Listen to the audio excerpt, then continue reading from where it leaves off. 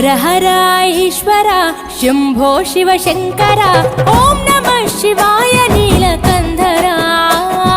శిరసున గంగమ్మతో తనువున గౌరమ్మతో తరలిరా తనివి తీర ఈశ్వరా పొలిమేరలో వీరభద్రుడా వెండి కొండ మీద వెల్పు నీవురా ఇలాక పాలకాల భైరవ ఆ పాల నుండి కావరా